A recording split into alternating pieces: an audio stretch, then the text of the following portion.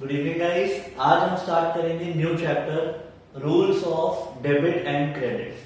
बहुत ही easy chapter है, जितना आप सीख चुके हो मोस्टली वही है, बस कुछ बातें ऐड होंगी, बाकी सब सेम चलेगा। ठीक है, तो स्टार्ट करते हैं। सबसे पहले हेडिंग लिखो rules of debit and credit. Debit and credit के रूल्स सीखने के लिए दो अप्रोच होती है, एक ट्रेडिशनल एक मॉडर्न। तो पहले हम लिखेंगे traditional classification of accounts. Traditional classification of accounts, इसमें अकाउंट्स को तीन पार्ट्स में बांटा गया है। पहले दो पार्ट्स हैं मेजर, एक है पर्सनल और एक इम्पर्सनल। पर्सनल इम्पर्सनल, जो पर्सनल नहीं है, और इम्पर्सनल को दो फर्दर पार्ट्स में क्लासिफाई किया गया है, एक है रियल एक नॉमिनल। ठीक है, तो टोटल तीन हो गए, पर्सनल रियल नॉमिनल। अब पर्सनल में क्या क्या आता है आप सीख चुके हो, फिर भी एक बार दोबारा डिस्कस करते हैं। पर्सनल में आते हैं सारे इंडिविजुअल, सारे इंसान, जीते जाते इंसान और आर्टिफिशियल पर्सन। तो उसमें क्या क्या आएगा, individuals, individuals comma firm, firm, companies, companies, bank, bank comma debtors, debtors, creditors, creditors, capital, capital, drawings, capital drawings. एक नया वर्ड लिखवा रहा हूं, लाइबिलिटीज। सारी लाइबिलिटीज यहीं पे आएंगी, कैसे आएंगी अभी प्रूफ करूंगा। ठीक है, लाइबिलिटीज। उसके बाद रियल में क्या क्या आएगा, सारे assets except debtors and bank. क्यों? क्योंकि डेटर्स और बैंक यहां पे आ चुके हैं, तो लिखो all assets except debtors and bank. Example furniture, furniture, machinery, machinery, land and building, land and building, cash, goodwill, goodwill, intangible assets, goodwill, patents, patents,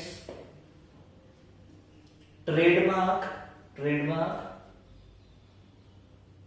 copyright, goodwill, patents, trademark, copyright. ठीक है, सारे assets आ गए, जिसमें tangible भी हो गए, intangible भी हो गए, करंट भी हो गए, बस डेटर्स और बैंक नहीं आएंगे। उसके बाद third type nominal, nominal account. इसमें क्या आते हैं, ऑल एक्सपेंसेस एंड इनकम्स। तो all expenses and incomes. Example salary, salary, rent, rent, भले ही पेड हो या रिसीव्ड हो, पेड होगा तो एक्सपेंस, रिसीव्ड होगी तो इनकम। डिस्काउंट, भले ही अलाउड हो या रिसीव्ड हो। इंटरेस्ट, पेड भी इसमें आएगा, रिसीव्ड भी इसमें आएगा। Commission, commission. Bad debts, bad debts. Purchases and sales, purchases goods को खरीदना एंड सेल्स। ठीक है, ये मोस्टली आपने पहले पढ़ा होगा। इसके आगे लिखो नोट्स, ये हमने पहले नहीं किए थे, आज सीखेंगे notes. First point, bank and bank overdraft, bank and bank overdraft both are included in personal account, both are included in personal account. Number 2, when any prefix, when any prefix or suffix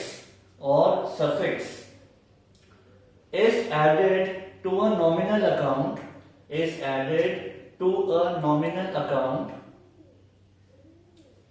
it becomes a personal account, it becomes a personal account. I repeat, when any prefix or suffix is added to a nominal account, it becomes a personal account. ठीक है, number 3, all liabilities are part of personal account। ठीक है, एक बार ये सारा लिख लो, read कर लो, फिर उसके बाद एक्सप्लेन करता हूं। अब इसको डिस्कस करते हैं। पर्सनल में क्या आते हैं? सारे इंडिविजुअल्स, सारी फर्म्स, कंपनी, डेटर्स, क्रेडिटर्स, सारे जीते जाते इंसान भी आएंगे और आर्टिफिशियल पर्सन भी आएंगे, राइट। तो इसमें आ गए firm, companies, debtors, creditors, bank भी इसमें आता है, आर्टिफिशियल पर्सन, कैपिटल और ड्रॉइंग्स, क्योंकि ये किसका होता है? प्रोप्राइटर का, और वो तो इंडिविजुअल है ही, ठीक है। लायबिलिटीज भी सारी इसमें आती है। क्यों आती है ये इसके बाद प्रूफ करेंगे। उसके बाद सारे एसेट्स आते हैं रियल में, एक्सेप्ट डेटर्स और बैंक। इसके अंदर मशीनरी, बिल्डिंग, गुडविल, पेटेंट सब कुछ आ रहे हैं। फिर नॉमिनल में क्या आते हैं? सारे एक्सपेंसेस और इनकम, गुड्स को खरीदना, बेचना, ये तो आ गया परचेज और सेल्स में। उसके बाद इंटरेस्ट मिला, रेंट मिला, सैलरी पे करी, कमीशन पे करी, सारे खर्चे यहीं पे आएंगे। बैड डेट्स, नुकसान हो गया, वो भी यहीं पे आएगा, ठीक है। इतना तो सीखा हुआ है। अब नोट्स, ये मेन है। Bank and bank overdraft both are included in personal account. Bank भी इसमें आता है, और अगर बैंक नेगेटिव बैलेंस हो जाएगा तो भी इसी में आएगा, ठीक है। अब ये पॉइंट देखना ध्यान से, सेकेंड पॉइंट, इसको मार्क करो, very important. When any prefix और suffix is added to a nominal account, it becomes a personal account. अब ये क्या है, इसको थोड़ा ध्यान से समझना है। ध्यान देखो, एक है रेंट, ये है सैलरी, कमीशन और इंटरेस्ट, ये सारे नॉमिनल में आते हैं, राइट। ये सारे एक्सपेंसेस या इनकम में ही आएंगे। अब आगे लिखा हुआ है व्हेन एनी प्रीफिक्स और सफिक्स। प्रीफिक्स मतलब जो पहले लगता है, सफिक्स मतलब जो बाद में लगता है। अगर किसी नॉमिनल के साथ प्रीफिक्स या सफिक्स आ जाएगा तो वो पर्सन बन जाएगा। कैसे? यहां देखो, मान लो रेंट के साथ आ गया आउटस्टैंडिंग, उसके बाद कुछ लग गया, सैलरी से पहले आ गया प्रीपेड, प्रीपेड सैलरी, ठीक है, या वैसे वर्षा, प्रीपेड रेंट ले लो और सैलरी आउटस्टैंडिंग ले लो, कुछ भी। कमीशन के बाद आ गया रिसीव्ड इन एडवांस, और इंटरेस्ट से पहले आ गया एक्रूड। अगर इन चारों में से कोई भी वर्ड लग जाएगा, outstanding, prepaid, received in advance या फिर एक्रूड, इन नॉमिनल अकाउंट के पहले या बाद में इन चारों में से कोई भी वर्ड लग जाएगा तो वो पर्सनल बन जाएगा, ठीक है। दोबारा सुनना, नॉमिनल अकाउंट के बाद या फिर पहले इन चारों में से कोई भी वर्ड लग जाएगा तो वो पर्सनल बन जाएगा। बहुत ही इलॉजिकल बात है, ठीक है। इसका रीजन ये दिया गया है कि अगर रेंट आउटस्टैंडिंग है तो वो हमें किसी पर्सन को देना है। अगर रेंट आउटस्टैंडिंग है, वो किसी पर्सन को देना है, तो बेसिकली वो हमारे लिए क्रेडिटर या लायबिलिटी है, और क्रेडिटर और लायबिलिटी किसमें आते हैं? पर्सन में, इसीलिए वो पर्सनल बन जाएगा। अगर प्रीपेड सैलरी है, मतलब अगर आपने एडवांस में सैलरी दे दी तो वो अपने एम्प्लॉयज को दी होगी, ग्रुप ऑफ पर्संस को, इसीलिए वो पर्सनल बन जाएगा। पॉइंट क्या है मेरा, रीजन में मत जाना, क्योंकि रीजन कुछ खास है ही नहीं, बहुत इलॉजिकल बात है। बस इतना ध्यान रखना, अगर प्रीफिक्स या सफिक्स लग जाएगा नॉमिनल के बाद या पहले तो वो पर्सनल बन जाएगा। मैंने आपको पहले बताया था ट्रेडिशनल अप्रोच इतनी सही नहीं है, तभी हम मॉडल फॉलो करते हैं। उसमें वो एसेट्स और लायबिलिटीज होती है। आउटस्टैंडिंग क्या होती है? लायबिलिटी। प्रीपेड क्या होता है? एसेट। बिल्कुल बेस्ट, ठीक है। बट इसमें ऐसे ही करना पड़ेगा आपको, थोड़ा सा इसको याद रखना है। इफ एनी प्रीफिक्स और suffix is added to a nominal account, it becomes a personal account. Clear? Reason क्या दिया गया है कि वो किसी पर्सन के साथ इन्वॉल्व है या ग्रुप ऑफ पर्सन के साथ इन्वॉल्व है, जो आपको बहुत इलॉजिकल लगने वाला है। तो रीजन में तो मत ही जाना, इसको ऐसे ही ध्यान रख लेना। लेकिन है इंपॉर्टेंट, अगर ट्रेडिशनल क्लासिफिकेशन आई तो ये पॉइंट आने के पूरे चांसेस हैं, ठीक है। अभी मैं इसकी प्रैक्टिस करवाऊंगा। आगे लिखा है all liabilities are part of personal account. सारी लायबिलिटीज पर्सनल में आती है। इसके दो रीजन है मेरे पास। पहली बात, यहां तो एसेट्स आते हैं, यहां तो लायबिलिटीज आ ही नहीं सकती। यहां एक्सपेंसेस और इनकम आती है, यहां भी लायबिलिटीज नहीं आ सकती। यहां देखो क्रेडिटर्स यहाँ पर है, बैंक ओवरड्राफ्ट यहाँ पे है, एक तो ये दोनों लायबिलिटी है यहाँ भी। आगे देखो, अगर उसके बाद आउटस्टैंडिंग लग गया, रेंट आउटस्टैंडिंग, वो क्या होती है, लायबिलिटी, और प्रीफिक्स और सफिक्स भी तो यहीं पे आते हैं, तो रेंट आउटस्टैंडिंग भी ऑटोमेटिकली यही आ गया, ठीक है। अगर कमीशन रिसीव्ड इन एडवांस है, एडवांस में इनकम आ गई, वो भी लायबिलिटी है, उसको भी यही ले लिया। इन शॉर्ट सारी लायबिलिटीज भी यहीं पे आएंगी, सारे एसेट्स यहाँ पे आएंगे एक्सेप्ट दीज टू, ठीक है। तो एक बार इसको रिवाइज कर लो, सारे पॉइंट्स अच्छे से पढ़ लो, फिर इनकी प्रैक्टिस स्टार्ट करते हैं।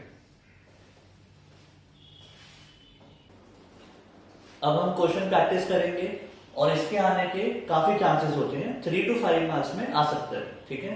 तो आप लोग क्वेश्चन लिखो, classify the following according to traditional approach, classify the following according to traditional approach.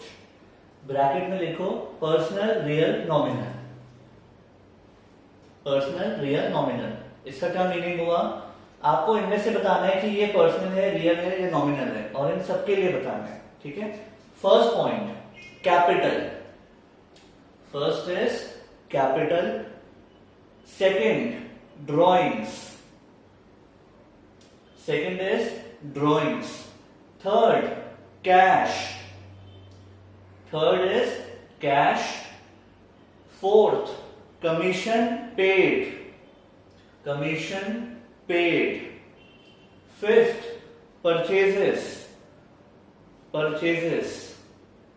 sixth furniture, sixth is furniture, seventh is bank, eighth commission received, ninth purchase return, 10th sales return, 10th is sales return, 11th debtors, 12th sales, 12th is sales, 13th bank overdraft, 14th goodwill, 14th is goodwill, 15th traveling expense, 16th creditors, 16th is creditors, 17th salary, 17th is salary, 18th patent, 19th salary outstanding, 20th insurance premium, 21st bad debts, 21st is bad debts, 22nd prepaid insurance, 23rd bad debts recovered, 24th accrued interest, 25th leasehold property,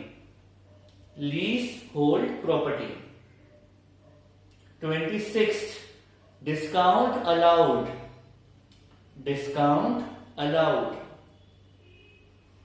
27th freehold property, 28th carriage, 28th is carriage, 29th rent received in advance, 30th trademark, 30th is trademark, 31st insurance claim receivable, 32nd bill receivable, 33 cartage, cartage. 34 cash paid, cash paid. 35 bills payable, 35th is bills payable. 36 cash received, cash received. 37th life insurance premium, life insurance premium. 38 income tax, income tax. 39th municipal tax, 39th is municipal tax. Last 40th advertisement, advertisement. ठीक है, अब ये थोड़े से points करने हैं हमने, but सबसे पहले आप ट्राई करोगे तभी आपको आइडिया होगा कितना सीखा, उसके बाद हम टैली करेंगे. ठीक है, सो स्टार्ट. अब इनके आंसर डिस्कस करते हैं. सबसे पहले कैपिटल, कैपिटल कहां आती है? पर्सनल में, क्योंकि ये होती है प्रोप्राइटर की, राइट. तो ये तो आ गया पर्सनल. ड्राइंग्स, ड्राइंग्स भी किसकी होती है? प्रोप्राइटर की, जीता जागता इंसान है वो तो पर्सनल. कैपिटल एंड ड्राइंग्स दोनों प्रोप्राइटर की होती हैं, इसलिए पर्सनल. कैश, कैश है एसेट, तो ये आएगा रियल में. कमीशन पेड, अगर आपने कमीशन पे करी तो आपके लिए खर्चा, तो ये नॉमिनल. परचेजेस, गुड्स को खरीदना हमारा एक्सपेंस, नॉमिनल. फर्नीचर, फर्नीचर किसमें आता है? एसेट, तो ये होता है रियल.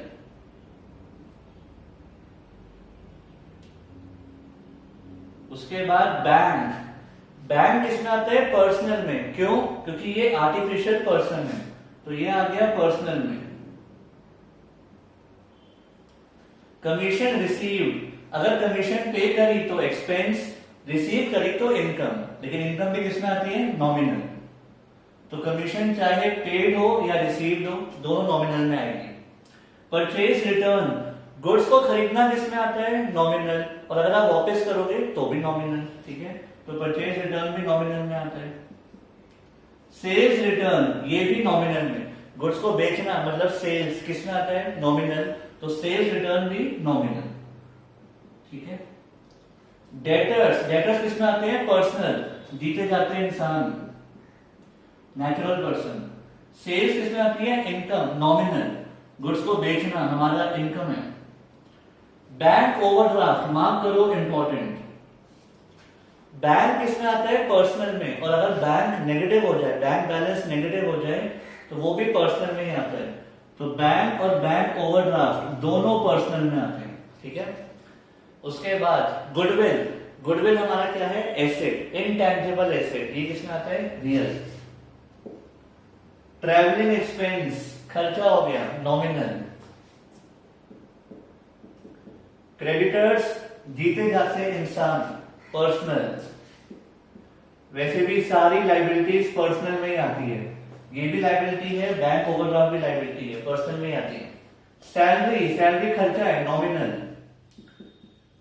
पेटेंट, इनटैंजिबल एसेट, जैसे गुडविल, पेटेंट, ये किसमें आता है? रियल में, एसेट है. सैलरी आउटस्टैंडिंग, इसको मार्क करो इंपॉर्टेंट. देखो सैलरी तो आता है नॉमिनल में, बट अब लग गया प्रीफिक्स और सफिक्स, तो जब किसी नॉमिनल के साथ प्रीफिक्स या सफिक्स लग जाता है तो वो क्या बन जाता है? पर्सनल. वैसे भी सैलरी आउटस्टैंडिंग लायबिलिटी है, और लायबिलिटीज कहां आती है? पर्सनल. इंश्योरेंस प्रीमियम, अब सुनना ध्यान से. इंश्योरेंस प्रीमियम क्या होता है? अगर आपने मशीनरी की, कार की, गुड्स की इंश्योरेंस करवाई तो हर साल आप प्रीमियम भरते हो, तो आपके लिए होता है खर्चा, एक्सपेंस, तो वो किसमें आता है? नॉमिनल में. इंश्योरेंस करवाना हमारे लिए एक्सपेंस है, नॉमिनल. बैड डेट्स, डूब गए पैसे, इसमें आएगा नॉमिनल, लॉस हो गया. Expenses and losses, nominal. Prepaid insurance, insurance तो वैसे होता है खर्चा, बट प्रीपेड इंश्योरेंस, फिर से नॉमिनल के आगे प्रीफिक्स या सफिक्स लग गया, तो ये क्या बन जाएगा? पर्सनल. ठीक है. जब भी किसी आइटम के आगे, किसी खर्चे के आगे prepaid, outstanding, received in advance या एक्रूड लग जाएगा, वो सारे पर्सनल बन जाएंगे, राइट। बैड डेट्स रिकवर्ड, देखो बैड डेट्स मतलब डूब गया, नुकसान हो गया। बैड डेट्स रिकवर्ड मतलब डूबा हुआ पैसा वापस आ गया, तो इनकम, तो ये किसमें आता है, नॉमिनल। एक्रूड इंटरेस्ट, फिर से प्रीफिक्स या सफिक्स, तो क्या बन जाएगा, पर्सनल। ये चार वर्ड्स ध्यान रखना, आउटस्टैंडिंग, प्रीपेड, एक्रूड और रिसीव्ड इन एडवांस, ये सारे प्रीफिक्स एंड सफिक्स हैं जो पर्सनल बन जाएंगे, राइट। लीज होल्ड प्रॉपर्टी, देखो प्रॉपर्टी एक एसेट होता है, तो वो तो रियल में ही आता है, चाहे वो लीज होल्ड हो या फ्री होल्ड हो। अब आप बोलोगे सर लीज होल्ड और फ्री होल्ड में फर्क क्या होता है। लीज होल्ड में क्या होता है, गवर्नमेंट के पास कुछ राइट्स होते हैं इंटरफेयर करने के, और अगर फ्री होल्ड है, अगर आपकी प्रॉपर्टी फ्री होल्ड है, तो आप टेंशन फ्री बैठे हो, कोई भी इंटरफेयर नहीं कर सकता, ठीक है। बट अकाउंट्स में उसका कोई रोल नहीं है, प्रॉपर्टी चाहे लीज होल्ड हो या फ्री होल्ड हो, हमारे लिए एसेट ही है, ठीक है। डिस्काउंट अलाउड, हमने डिस्काउंट दिया, नुकसान, nominal. Free hold property, property हमारे लिए रियल ही है, एसेट। कैरेज, कैरेज मतलब किराया, खर्चा, nominal. Rent received in advance, फिर से प्रीफिक्स या सफिक्स आ गया, पर्सनल। ट्रेडमार्क, ट्रेडमार्क होता है intangible asset, real. Insurance claim receivable, ये थोड़ा ध्यान से समझना, अगर आप इंश्योरेंस करवाते हो तो ये आपके लिए खर्चा होता है, ठीक है। हर साल इंश्योरेंस करवा रहे हो, खर्चा हो रहा है, ठीक है। लेकिन जिस साल कार चोरी होगी तो आप कंप्लेंट करोगे, इंश्योरेंस वालों को बुलाओगे, तो वो आपको बोलेंगे कि 3 महीने के बाद आपको पैसे मिल जाएंगे, तो उसको बोलते हैं इंश्योरेंस क्लेम रिसीवेबल। 3 महीने बाद पैसे आने हैं, तो ये हमारे लिए क्या होता है, एसेट, तो ये आएगा रियल, ठीक है, ये हमारे लिए एसेट बन जाएगा। बिल रिसीवेबल, ये भी बहुत ध्यान से समझना, माफ करो इंपॉर्टेंट। देखो वैसे तो सारे एसेट्स आते हैं रियल में, बट 2 एसेट्स पर्सनल में आते हैं, कौन से, बैंक और डेटर्स। और बीआर क्या होता है कि पैसा आना है, ठीक है, ये भी डेटर्स के साथ ही काउंट होते हैं। आपको मैंने सेकंड चैप्टर में बताया भी था बेसिक टर्म्स में कि अगर हम डेटर्स और बीआर को मिला दें, दोनों से पैसे आने हैं, बस यहां प्रूफ नहीं है, यहां प्रूफ है, दोनों को मिला के क्या बोलते हैं, ट्रेड रिसीवेबल। ध्यान है ऐसा कुछ, राइट। बीआर में बस हमने साइन करवा लिए, बाकी बात तो वही है, गुड्स बेचे और पैसे आने हैं, तो बीआर भी डेटर के साथ ही काउंट होता है। तो डेटर पर्सनल में आते हैं, तो बीआर भी उसके साथ ही अटैच्ड है, वो भी पर्सनल में आते हैं, ठीक है। दोबारा सुनना, वैसे तो बीआर एसेट है नो डाउट, बट डेटर्स और बैंक कहां आते हैं, पर्सनल में, तो बीआर को भी डेटर्स के साथ ही काउंट किया जाता है, वो भी पर्सनल में आता है, ठीक है। नेक्स्ट कार्टेज, कार्टेज मतलब किराया, नॉमिनल। कैश पेड, ये भी बहुत ध्यान से समझना, आपको लगेगा कि सर कैश पे किया है तो खर्चा है, नॉमिनल में डाल दो, बट नहीं, यहां कैश पे फोकस हो रहा है, ठीक है। कैश किसमें आता है, रियल, तो ये रियल रहेगा। देखो सीधी सी बात है, अगर खर्चा है ना कोई, तो उसमें लिखा होगा सैलरी पे करी, रेंट पे करा, ये लिखा होगा। अगर सैलरी पेड लिखा होता तो मैं नॉमिनल लिखता, रेंट पेड लिखा होता तो नॉमिनल लिखता, यहां लिखा है कैश पेड, तो फोकस बस कैश पे है, ठीक है। कैश ऑब्वियसली या तो पे होता है या रिसीव होता है, कैश किसमें आता है, रियल में, तो ये ध्यान रखना। बिल्स पेबल, अब सुनो ध्यान से, बिल्स पेबल क्या है, लाइबिलिटी, और सारी लाइबिलिटीज कहां आती हैं, पर्सनल। और बिल्स पेबल को लिखा जाता है क्रेडिटर्स के साथ, जैसे बीआर डेटर्स के साथ है, वैसे बिल्स पेबल क्रेडिटर के साथ है, और क्रेडिटर कहां आते हैं, पर्सनल में, ठीक है। वैसे भी सारी लाइबिलिटीज कहां आती है, पर्सनल। कैश रिसीव, फिर से वही बात आ गई, कैश चाहे पेड हो या रिसीव्ड हो, कैश पे फोकस हो रहा है, तो ये जाएगा रियल में। नॉमिनल तब होता अगर लिखा होता इंटरेस्ट रिसीव, कमीशन रिसीव, ठीक है। Next life insurance premium, very important. देखो, अगर आप मशीनरी की या कार की इंश्योरेंस करवा रहे हो फिर तो एक्सपेंस है नॉमिनल, बट अगर आप लाइफ की इंश्योरेंस करवा रहे हो, लाइफ की इंश्योरेंस मतलब लाइफ किसकी है, प्रोप्राइटर की, ठीक है। नॉर्मल ह्यूमन बीइंग कौन है बिजनेस में, प्रोप्राइटर। तो अगर प्रोप्राइटर की इंश्योरेंस हो रही है तो वो बिजनेस का एक्सपेंस थोड़ी है, वो तो उसका पर्सनल एक्सपेंस है। सीधी सी बात है, बिजनेस अलग है, प्रोप्राइटर अलग है। अगर प्रोप्राइटर की इंश्योरेंस हो रही है वो तो उसका पर्सनल एक्सपेंस होना चाहिए, और पर्सनल एक्सपेंस किस में जाता है, ड्रॉइंग्स में, और ड्रॉइंग्स में आती है पर्सनल में, तो ये जाएगा पर्सनल। इसको आप बिजनेस का एक्सपेंस नहीं दिखा सकते, ये नॉमिनल में नहीं जाएगा क्योंकि ये बिजनेस का एक्सपेंस नहीं है, ये मेरा पर्सनल एक्सपेंस है, ठीक है। नेक्स्ट, इनकम टैक्स, ये भी बहुत इंपॉर्टेंट है। इनकम टैक्स किसका होता है, प्रोप्राइटर का, याद है। प्रॉफिट किसका, प्रोप्राइटर का, तो उस पर टैक्स भी किसका, प्रोप्राइटर का। तो अगर ये मेरा पर्सनल एक्सपेंस है तो ये आना चाहिए ड्रॉइंग्स में, और ड्रॉइंग्स किस में आती है, पर्सनल, ठीक है।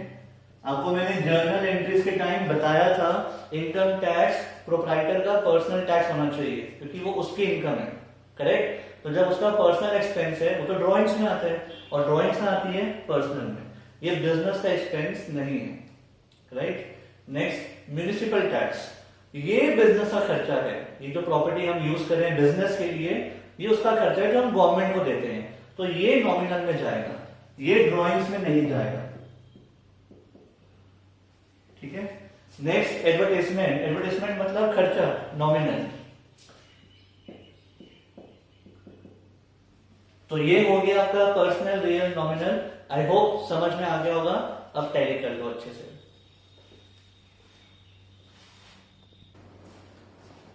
अब नेक्स्ट टॉपिक, आप लोग हेडिंग लिखो, 3 टाइप्स ऑफ पर्सनल अकाउंट। अब पर्सनल अकाउंट को भी 3 सब पार्ट्स में बांटा गया है, ठीक है। First, natural personal account, natural personal account. Number 2, artificial personal account, artificial personal account. Number 3, representative personal account, representative personal account. अब इन तीनों को एक्सप्लेन करेंगे। First, natural personal account, natural personal account. नाम से ही क्या मालूम पड़ रहा है, जितने भी नेचुरल पर्सन हैं, जो जीते जाते इंसान हैं, वो इसमें आएंगे, ठीक है। It means accounts of human beings, it means accounts of human beings, that is person who are, that is person who are creation of God, that is person who are creation of God, मतलब जो भगवान की then है, ठीक है। Example, Mohan's account, Sohan's account, Mohan, Sohan, Ram, कोई भी हो। Debtors, creditors, debtors, creditors. Proprietor's, capital and drawing. Proprietor का कौन सा अकाउंट होता है, उसकी कैपिटल एंड ड्रॉइंग्स। तो जितने भी जीते जाते इंसान हैं वो सब यहाँ आएंगे, debtors, creditors, proprietor's, capital and drawings, ठीक है। प्रोप्राइटर से ही लिंक्ड होते हैं दोनों। Number 2, artificial personal account, artificial personal account. नाम से ही मालूम पड़ रहे हैं, जो आर्टिफिशियल पर्सन है, जो बिल्डिंग्स, फर्म्स, वो सब होते हैं, ठीक है। This includes accounts of corporate bodies or institutions. This includes accounts of corporate bodies or institutions. For example, any firm's account, कोई भी फर्म हो, any firm's account, company's account, जैसे रिलायंस, टाटा, ठीक है। बैंक अकाउंट, एसबीआई बैंक हो, PNB bank हो, कोई भी बैंक हो। इंस्टीट्यूशन अकाउंट, इंस्टीट्यूशन अकाउंट, कोई भी इंस्टीट्यूट हो। Accounts of clubs, accounts of clubs, जैसे स्पोर्ट्स क्लब्स होते हैं। और इंश्योरेंस कंपनी, और इंश्योरेंस कंपनी। तो नेचुरल पर्सन यहां आएंगे, आर्टिफिशियल पर्सन यहां आएंगे, ठीक है। Number 3, representative personal account, representative personal account. इसका मीनिंग है जो किसी पर्सन को रिप्रेजेंट कर रहा है या किसी ग्रुप को रिप्रेजेंट कर रहा है। जैसे कि it represents a particular person, it represents a particular person और a group of persons. It represents a particular person or a group of persons. For example, salary outstanding. अब ये सारे इसमें आते हैं जो प्रीफिक्स और सफिक्स वाले थे। सैलरी आउटस्टैंडिंग ये किसी ग्रुप को देनी है। प्रीपेड रेंट ये किसी एक पर्सन को हमने दिया होगा, राइट, जो ओनर होगा उस जगह का। एक्रूड इंटरेस्ट मतलब कमा तो लिया बट मिला नहीं, किसी से मिलना है। कमीशन रिसीव्ड इन एडवांस किसी से एडवांस में कमीशन ले ली, उसको सर्विस देनी है। तो ये सारे प्रीफिक्स सफिक्स वाले यहाँ आते हैं, नेचुरल पर्सन यहाँ आते हैं और आर्टिफिशियल पर्सन मतलब कंपनीज, फर्म, वो सब यहाँ आते हैं। ठीक है, एक बार रीड कर लो, फिर इसके ऊपर भी एक एग्जाम्पल करेंगे। अब क्वेश्चन करेंगे, आप लोग लिखो classify the following into three types of personal account, into three types of personal account। अब आपको ये बताना है कि ये नेचुरल है, आर्टिफिशियल है या रिप्रेजेंटेटिव है। ठीक है, first capital, first is capital. Second Tata iron and steel company, Tata iron and steel company जिसको हम शॉर्ट में बोलते हैं TISCO. Next debtors, number 3 debtors. Number 4 outstanding expense, outstanding expense. Number 5 bank, number 5 is bank. Number 6 Punjab education board, Punjab education board. Number 7 Shri Ram college of commerce, Shri Ram college of commerce जिसको short में बोलते हैं SRCC, जो आप सबका एम होना चाहिए। Shri Ram college of commerce Delhi का one of the best college है ये। Next life insurance corporation of India, life insurance corporation of India, LIC of India. Next commission received in advance, commission received in advance. Next drawings, number 10 drawings. Number 11 life insurance of proprietor, life insurance of proprietor. ठीक है, तो पहले आप try करो फिर tally करते हैं। अब इसको टैली करते हैं। सबसे पहले कैपिटल, कैपिटल मतलब प्रोप्राइटर्स कैपिटल, तो ये किस में आता है? नेचुरल पर्सनल अकाउंट, राइट, ये आएगा नेचुरल में। टाटा आयरन स्टील कंपनी, ये तो कंपनी है, फर्म कंपनी, ये किस में आती है? आर्टिफिशियल में। डेटर्स, डेटर्स होते जीते जाता है इंसान, ये आते हैं नेचुरल में, natural personal account. Outstanding expense prefix suffix वाला, ये आते हैं रिप्रेजेंटेटिव में, तो ये आ गया रिप्रेजेंटेटिव में। Next bank artificial. Punjab education board artificial. Shriram college of commerce again artificial. ठीक है, ये सारी फर्म, कंपनीज, बिल्डिंग सब artificial. Life insurance corporation of India, LIC of India, ये भी एक कॉर्पोरेशन कंपनी टाइप है, तो आर्टिफिशियल। ठीक है, commission received in advance prefix suffix representative.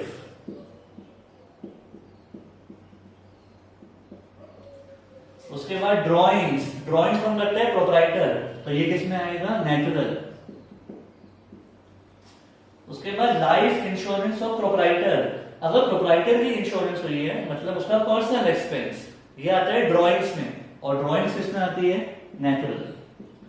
तो इन शॉर्ट अगर प्रोप्राइटर की इंश्योरेंस हो रही है तो मतलब वो ड्रॉइंग्स हो रही है, ठीक है, लिख लो। अब हम करेंगे modern classification of accounts.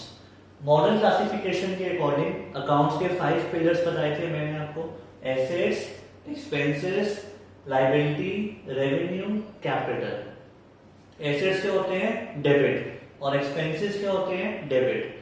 Liabilities, capital और इनकम क्या होती है? Credit, right. एक और बात मैंने आपको बताई थी, एसेट्स होते हैं डेबिट, तो उसका इंक्रीज डेबिट में ही होगा और डिक्रीज ऑपोजिट होगा क्रेडिट में। एक्सपेंसेस अगर डेबिट होते हैं तो उसका इंक्रीज डेबिट में ही होगा, डिक्रीज क्रेडिट में होगा, राइट। लायबिलिटीज होती है क्रेडिट, तो उसका इंक्रीज क्रेडिट में ही होगा, जिसका जो बैलेंस होता है इंक्रीज वही होता है, डिक्रीज ऑपोजिट। जैसे कि इनकम होती है क्रेडिट, तो उसका इंक्रीज क्रेडिट में ही होगा, डिक्रीज हो जाएगा ऑपोजिट डेबिट में। कैपिटल का इंक्रीज भी क्रेडिट में और डिक्रीज ऑपोजिट, राइट। तो ये बातें कुछ ध्यान रखनी है।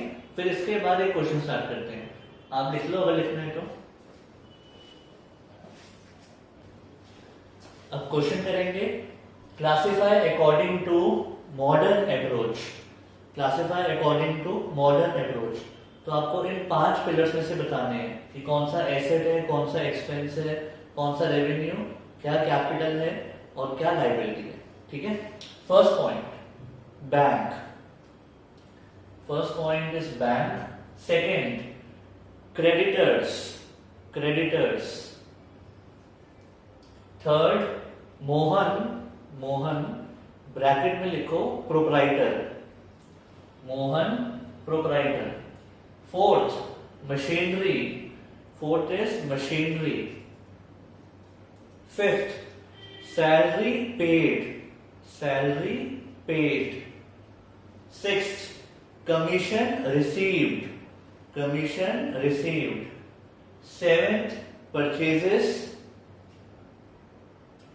Eighth, sales, eighth is sales. Ninth, goodwill, ninth goodwill.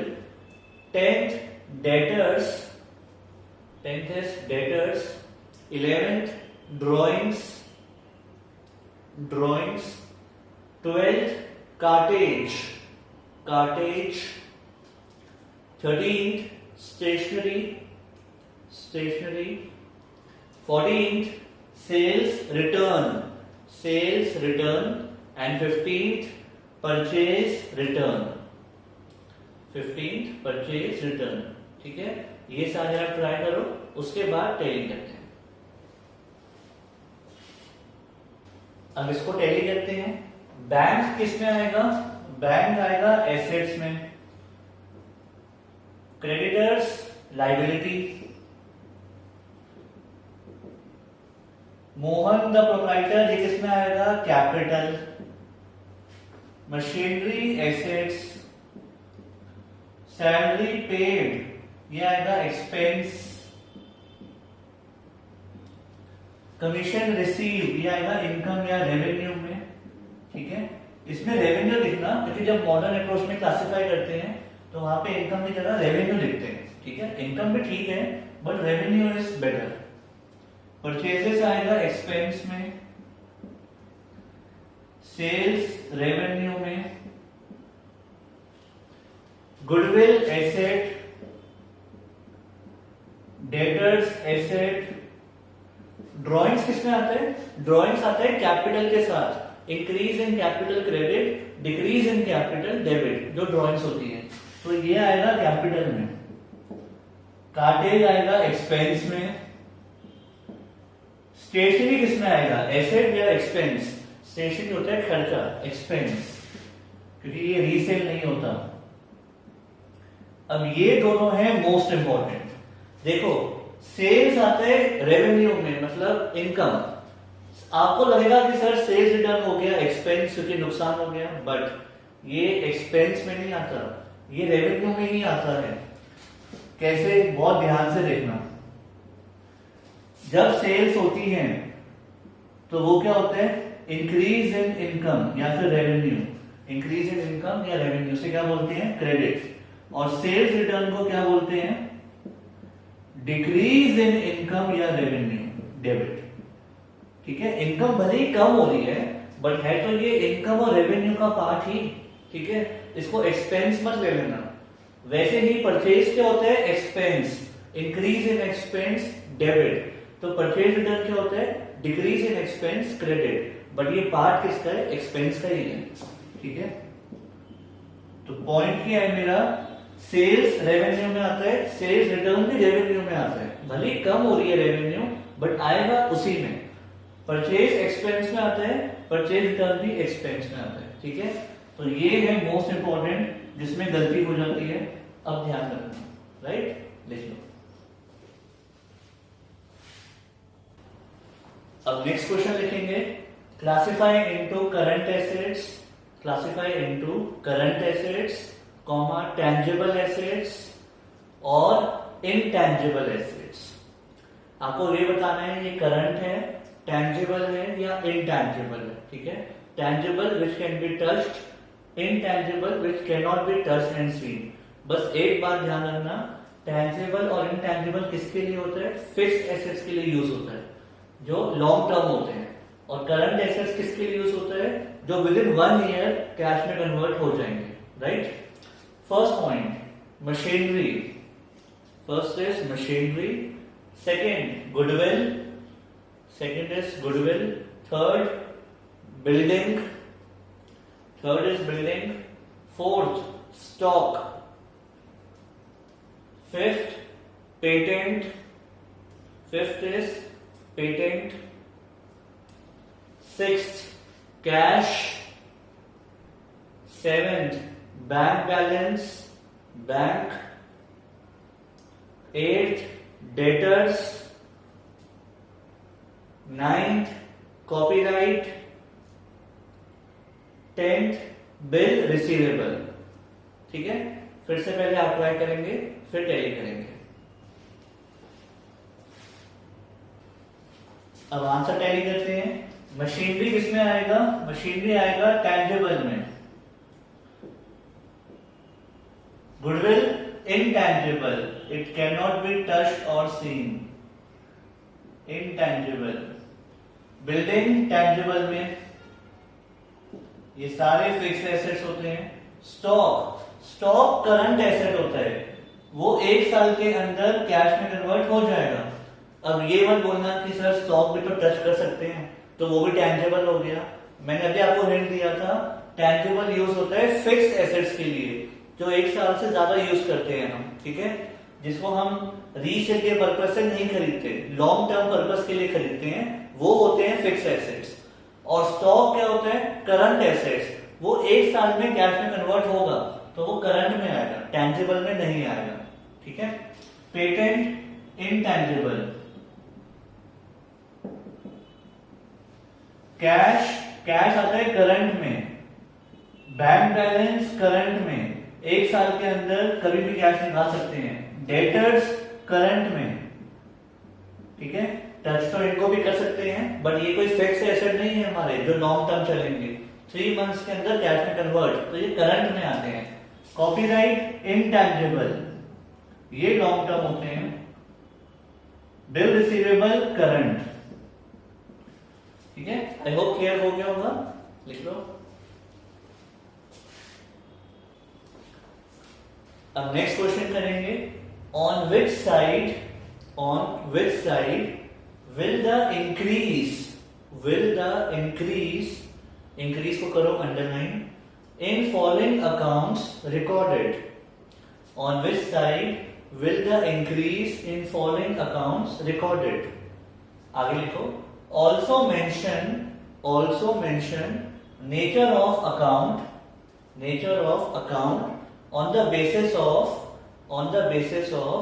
modern classification, on the basis of modern classification। सबसे पहले क्वेश्चन का मीनिंग समझो। For example first point building है, तो आपको ये बताना है इसका इंक्रीज कहां आता है, मतलब इंक्रीज इन बिल्डिंग कहां आता है, डेबिट या क्रेडिट। दूसरी बात, इसकी नेचर क्या है, मतलब जो 5 पिलर्स हैं मॉडर्न क्लासिफिकेशन के, उसमें से बिल्डिंग कहां आता है, एसेट्स, लायबिलिटी, एक्सपेंस, इनकम या कैपिटल। ठीक है, क्वेश्चन का मीनिंग समझ आ गया। अब देखते हैं first building, second creditor, creditor, third Raj, bracket में लिखो proprietor, Raj proprietor, fourth purchases, fifth rent received, rent received, sixth interest payable, interest payable, seventh bills payable, bills payable, eighth debtors, eighth is debtors, ninth accrued commission, accrued commission, 10th bills receivable, bills receivable। ठीक है, एक बार दोबारा सुन लो। For example rent received है, तो आपको बताना है कि उसका इंक्रीज कहां पे आता है, डेबिट या क्रेडिट। फिर उसके बाद आपको ये लिखना है कि इसकी नेचर क्या है। ठीक है, स्टार्ट। अब इसको टैली करते हैं। सबसे पहले बिल्डिंग, बिल्डिंग का होता है एसेट, और एसेट का इंक्रीज कहां आता है, डेबिट में। तो इसका इंक्रीज होगा डेबिट में, और इसकी नेचर क्या लिखोगे, एसेट। ठीक है, पहले आपको लिखना है इंक्रीज कहां है, डेबिट, और फिर उसकी नेचर लिखनी है, राइट। क्रेडिटर, क्रेडिटर किसमें आता है, लायबिलिटी में, और उसका इंक्रीज कहां पे आएगा, क्रेडिट। तो इसका इंक्रीज क्रेडिट में आएगा, और नेचर क्या है, लायबिलिटी।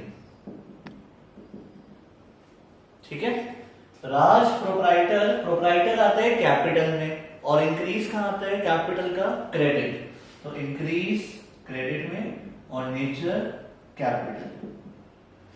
आई होप समझ आ रहा होगा। उसके बाद परचेजेस, ये होता है एक्सपेंस, और इंक्रीज कहां होता है, डेबिट। तो इंक्रीज हो गया डेबिट, और नेचर एक्सपेंस।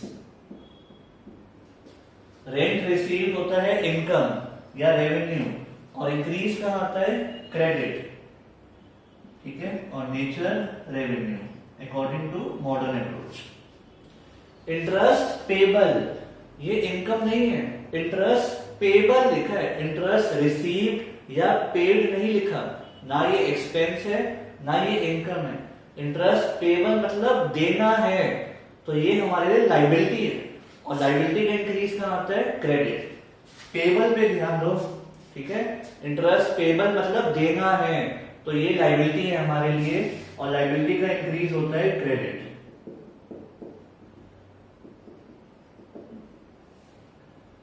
बिल्स पेबल मतलब ये भी देने हैं, liability, increase credit. Debtors, debtors होते हैं एसेट, और इंक्रीज कहां आता है, debit.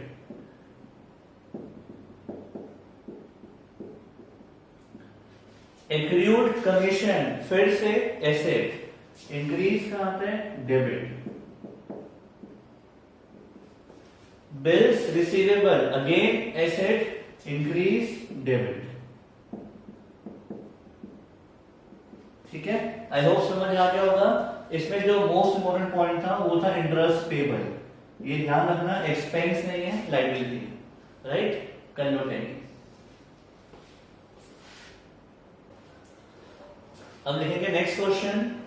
On which side, on which side will the decrease, इसका ऑपोजिट है, will the decrease in following accounts recorded. अब आपको डिक्रीज बताना है, ठीक है, कि इनका डिक्रीज कौन सी साइड पे रिकॉर्ड होता है, डेबिट या credit. Also mention nature of account, nature भी बतानी है, और इस बार इंक्रीज की जगह डिक्रीज बताना है। ठीक है, तो जो पेपर में क्वेश्चन आएगा बहुत ध्यान से पढ़ना कि वो इंक्रीज पूछ रहे हैं या डिक्रीज पूछ रहे हैं। First cash, second bank overdraft, bank overdraft, third Mohan proprietor, Mohan proprietor, fourth salary outstanding, salary outstanding, fifth debtors, fifth is debtors. Sixth bills payable, sixth is bills payable. बहुत ध्यान से अटेंड करना, ठीक है। पहले आप लोग आराम से ट्राई कर लो, फिर टैली करते हैं। अब टैली करते हैं। सबसे पहले कैश की नेचर क्या होती है? एसेट। कैश की नेचर है एसेट, और एसेट का डिक्रीज कहां आता है? इंक्रीज आता है डेबिट में, डिक्रीज क्रेडिट, ठीक है। बट पहले आपको डिक्रीज बताना है कहां पे आता है, और फिर नेचर लिखनी है। बैंक ओवरड्राफ्ट वैसे तो होता है लाइबिलिटी, लाइबिलिटी जब बढ़ती है तो क्रेडिट, और जब कम होती है डिक्रीज तो डेबिट, ठीक है।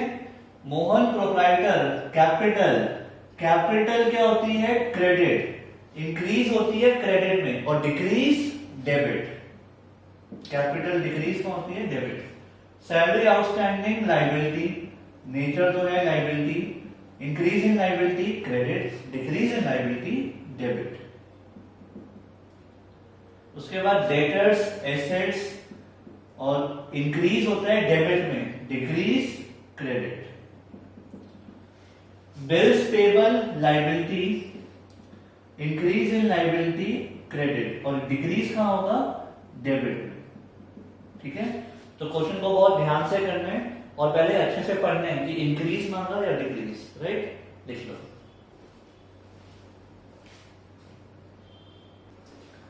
अब करेंगे इस चैप्टर का लास्ट कंसेप्ट। आप लिखो heading, open a T shape account, open a T shape account for furniture. अब ये टी शेप अकाउंट क्या होता है देखेंगे। Open a T shape account for furniture and write the following transactions, and write the following transactions on the proper side, on the proper side, ठीक है। कोई T shape account बनाना है और इन transactions को सही जगह पे लिखना है। First point, furniture purchased, furniture purchased 50,000, 50। Second point, furniture sold, furniture sold 10,000। third point, furniture purchased, furniture purchased 15,000, 15,000। fourth, old furniture discarded, old furniture discarded 5,000। fifth, depreciation on furniture, depreciation on furniture 3,000, ठीक है। आप लोग पहले अच्छे से लिख लो, फिर मैं करवाता हूं।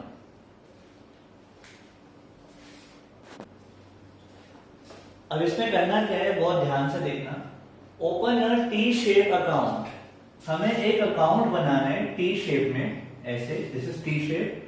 उसके बाद इसका फॉर्मेट होता है पर्टिकुलर्स अमाउंट, पर्टिकुलर्स अमाउंट।